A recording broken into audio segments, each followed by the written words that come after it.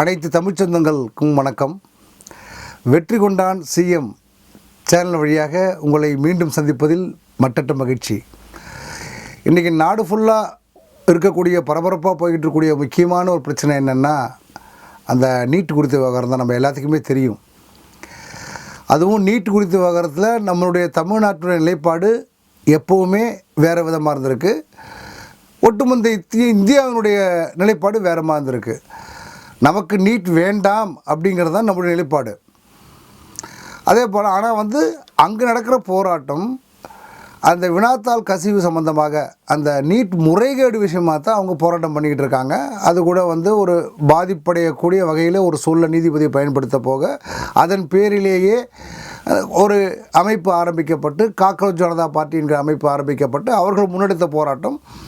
அதற்கு பலதரப்பட்ட மாணவ அமைப்புகள் இந்தியா முழுவதுமே அதற்கு ஆதரவு கொடுத்தாங்க. இன்றைக்கி அது ஒரு வெற்றிகரமாக முடிந்து நல்லபடியாக அந்த கல்வி அமைச்சரே இன்றைக்கி மத்திய கல்வி அமைச்சர் ராஜினாமா பண்ணக்கூடிய அளவிற்கு ஒரு மாபெரும் வெற்றி அடைந்திருக்கிறது.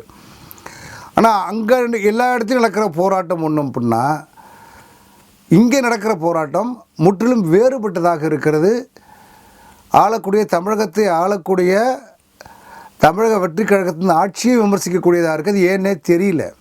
ஏன்னா தன்னுடைய நீட் பற்றிய நிலைப்பாடு பற்றி தமிழக முதல்வர் தேர்தலுக்கு முன்னாலேயே பேசும்போதே என்ன பேசியிருக்காருன்றதை நீங்களே பாருங்கள், அது உங்களுக்கு தெரிய வரும்.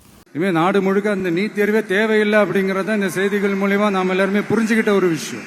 சரி, இதுக்கு என்னதான் தீர்வு அப்படின்னா, நீட்டு விலக்கு தான் இதுக்கு உடனடி தீர்வு. நீட்டு ரத்து கோரி தமிழக சட்டமன்றம் கொண்டு வந்திருக்கிற அந்த தீர்மானத்தை நான் மனப்பூர்வமாக வரவேற்கிறேன். ஒன்றிய அரசு அந்த கால தாமதம்லாம் எதுவும் செய்யாம தமிழ்நாட்டு மக்கள் அவங்களுடைய உணர்வுகளுக்கு மதிப்பு கொடுத்து இதை சீக்கிரமாவே இதை சால்வ் பண்ணணும் அப்படின்றதான் இங்க நான் கேட்டுக்கிறேன். தேர்தலுக்கு பின்னால் முதல்வராக பதவியேற்ற பிறகு சட்டமன்றத்திற்குள்ள போன பின்னாடி அவர் என்ன சொன்னார் அப்படிங்கிறதையும் நம்ம தெளிவாக தெரிஞ்சுக்க வேண்டிய அவசியத்தில் இருக்கோம். ஏன்னா நீட் எங்களுக்கு தேவையே கிடையாது. நீட் தேர்வு முறையை அகற்ற வேண்டும் என்பதே தாவேக்காவின் சமரசமற்ற நிலைப்பாடு என முதலமைச்சர் விஜய் திட்டவட்டம். வாக்கு அரசியல் செய்வதற்காக பொய்யான வாக்குறுதிகளை அளிக்க மாட்டோம் என உறுதி. நீட் அப்படிங்கிறது தமிழகத்திற்கு தேவையாத ஒன்று, தேவையில்லாத ஒன்று. இது எக்க காலத்திலையும் நாங்கள் இதை உள்ளே வரவிட மாட்டோம், ஏற்றுக்கொள்ள மாட்டோம். அதற்கு அதிகாரங்களை மாநில பட்டியலுக்கு மாற்ற வேண்டும், பொதுப்பட்டியலிருந்து அப்படின்னு சொல்லி மிகவும் தெளிவாக பேசியிருக்காரு. சரி, இதெல்லாம் இருக்கட்டும். ஆனால் இங்கே நடக்கிறது என்ன?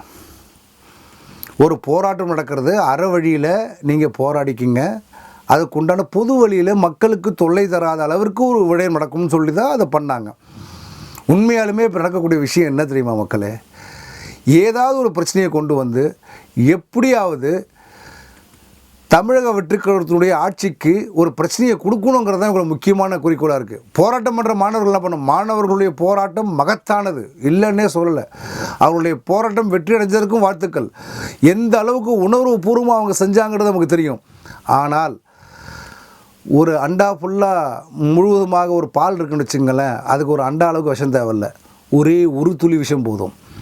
அந்த மாதிரி சில விஷக்கிருமிகள் அது உள்ள சில என்ன வேலைகள் பண்ணான்னா அதனுடைய அந்த போராட்டத்தினுடைய போக்கையே மடைமாற்றி கடைசியாக என்ன பண்ணாங்க அப்படின்னு சொன்னால், சில பதாதைகள்லாம் அங்கே வச்சுருக்காங்க. அந்த பதாதைகள் என்ன எழுதிருக்குன்னு நீங்களே பாருங்கள். உங்கள் அலுவலகத்திலிருந்து இதுபோல் ஒரு கேலி சித்திரம் வரலாமா என்று அவர்கள் என்னை கேட்டபோது எனக்கு இதை பற்றி தெரியவே இல்லை. நான் அவரிடத்தில் சொன்னது, ஜனநாயகம் வேண்டும், ஜனநாயகம் வேண்டாம். இது என்ன உங்களுடைய குறிக்கோள் என்ன தேவை? கட்சி தலைவர் பேசுகிறாரு, இத்தனைக்கும் கூட இருந்துக்கிட்டு என்ன பேசுகிறாரு? எல்லா கட்சிக்கும் அழைப்பு கொடுப்போம், ஆனால் தீண்டத்தகாத அந்த வார்த்தைகள் பயன்படுத்தவே கூடாதுன்றதான் உண்மையான விஷயம். ஆனால் தீண்டத்தகாத கட்சி, அந்த கட்சியை நாங்கள் கூடப்பட மாட்டோம் அப்படிங்கிறாரு. அது எவ்வளோ பெரிய தவறான வார்த்தை.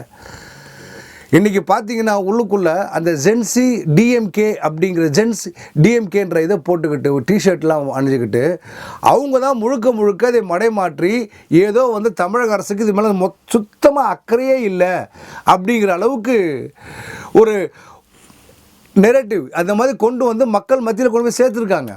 இன்றைக்கி பல தாவேக்கா இளைஞர்களே கேட்குறாங்க, என்ன ஏன் நம்ம எதுவுமே பண்ணலையா, நம்ம எதுவும் பண்ணலையா அப்படிங்கிற அளவுக்கு. பண்ணிக்கிட்டு தான் இருக்கோம். நம்ம நிலைப்பாடு மிகவும் தெளிவாக இருக்குது. ஆனால் அதையும் தாண்டி இந்த பெயரை வந்து களங்கப்படுத்தணுங்கிறதுக்காக இவங்க வாய் திறக்க மாட்டார். எதுக்கு வாய் திறக்கணும்? வாய் திறக்கிறது தானே. அறவழியில் போராடக்கூடிய உங்களை யாராவது வந்து அங்கே போராட்டம் நடத்த வேணான்னு சொன்னாங்களா? அறவழியில் போராடுறோம். சட்டம் ஒழுங்கு பிரச்சனை ஒன்று பொது வெளிக்கு அனுமதிக்கல, அவ்வளவுதான். மற்றபடி இல்லை நீங்கள் போராடுறது தப்புன்னு ஏதாவது ஸ்டேட்மெண்ட் கொண்டு அதை கொடுத்தாரா? அந்த போராட்டத்தில் பாதிப்படைஞ்ச ராகுல் காந்தி அவர்களுக்கு வந்து அவர் கைது செய்யப்பட்டப்ப நடந்த ஒரு பிரச்சனைகளுக்கு கூட முழுமையாக குரல் கொடுத்தாரு. இப்போது கூட்டணி இருக்கக்கூடிய நம்முடைய விசிகா கட்சியை சேர்ந்த தோழர்கள், எம்பிக்கள் அங்கே போய் பார்க்குறாங்க. அங்கே போய் பார்த்துட்டு கலந்துக்கிட்டு உண்ணாவிரதத்தில் பங்கேற்றுட்டு அவங்கள்ட்ட பேசிட்டு வராங்க. எல்லாமே வந்து இப்போ நான் போனால் என்ன, கூட்டணி கட்சிகள் போனால் என்ன, அவங்களுக்கு எம்பி இருக்காங்க, அவங்க அங்கே போனாங்க. இவங்களுக்கு எம்பி யாரும் இல்லை இன்னும். ஆனால் நம்முடைய தோழமை கட்சிகள் எம்பிக்கள் அங்கே அனுப்புகிறோம்.